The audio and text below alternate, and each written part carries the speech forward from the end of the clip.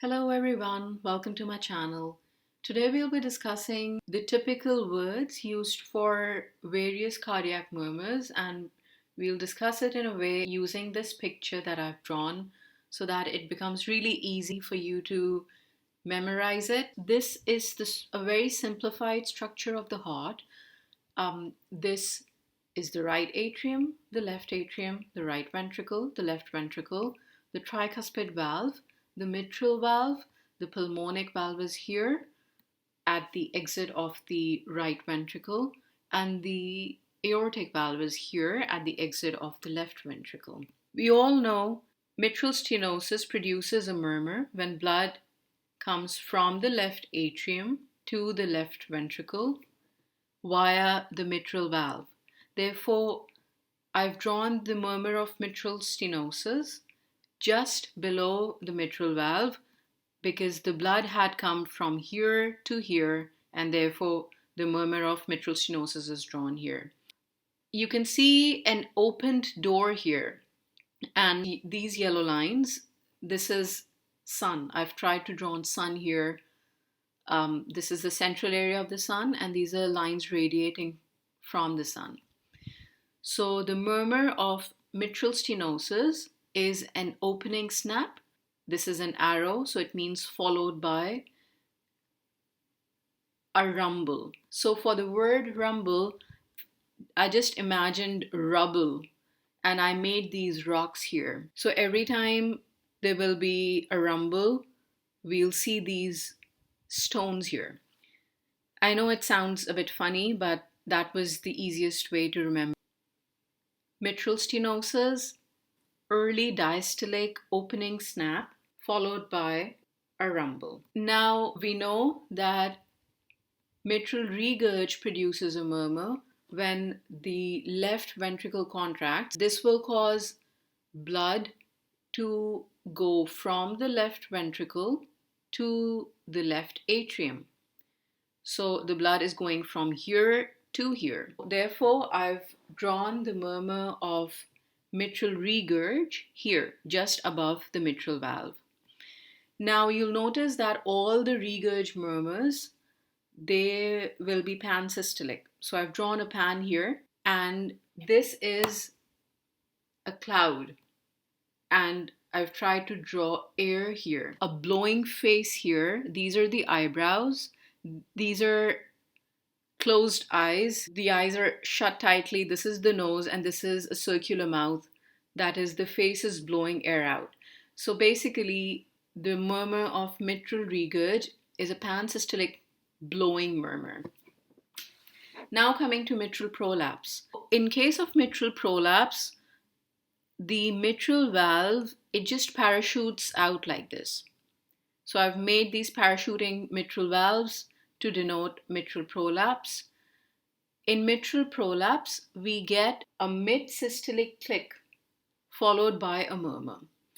So here in the center, I've drawn a stethoscope. So we hear the click via the stethoscope. You can also imagine a computer mouse here, which gives you clicks. So a mid-systolic, because this is drawn in the mid area, so a mid-systolic click followed by a murmur. So this will be mitral prolapse. Now coming to the aortic murmurs, we know that aortic stenosis gives us a murmur when blood goes from the left ventricle into the aorta. So I've drawn the murmur of aortic stenosis in this part because the blood is eventually coming here. So this is an ejecting arrow. So the murmur of aortic stenosis is an ejection systolic murmur denoted by this ejecting arrow. It also is a crescendo decrescendo murmur here. So the murmur starts slow and then gradually builds up, reaches a peak, and then gradually decelerates.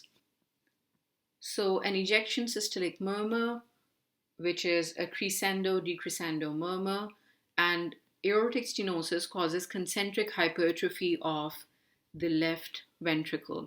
Now I've drawn concentric hypertrophy with these concentric circles. we know that in concentric hypertrophy, the sarcomeres are added in parallel. So these are concentric circles, but it also helps you to recall that sarcomeres are added in parallel in case of concentric hypertrophy. Now coming to aortic regurg. So we know that in aortic regurg, the murmur is produced when blood enters from the aorta into the left ventricle. So the murmur of aortic regurg will be an early diastolic murmur. Early will be denoted by the sun here, and it will also be a blowing murmur. So an early diastolic, blowing murmur, aortic regurg. So this hammer and these waves here denote that the murmur of aortic regurg produces a water hammer pulse. So this is basically a collapsing pulse. In aortic regurg, we'll find eccentric hypertrophy, in which the fibers are added in series, just the way these lines are made in series.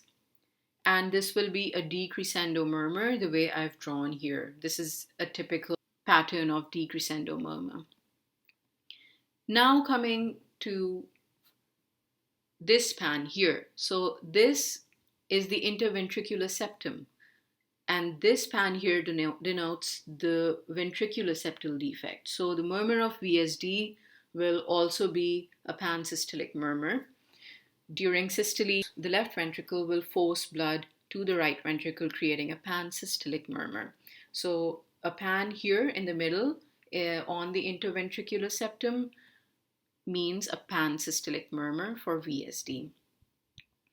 Now coming to the right side.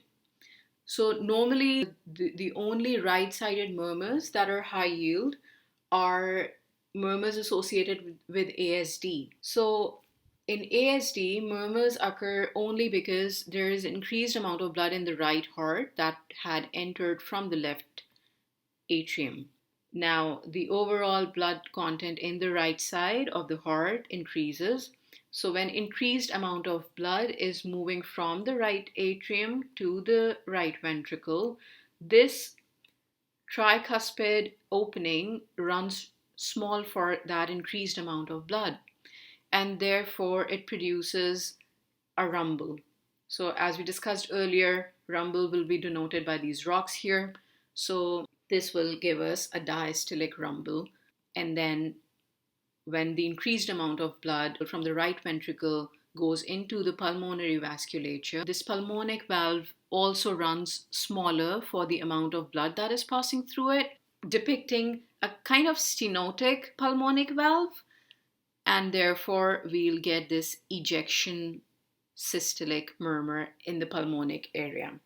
Now, what is this? This is a bicuspid aortic valve. I've just drawn it below the aortic valve area so that we know that this is an aortic valve, and I've just made two cusps denoting bicuspid aortic valve.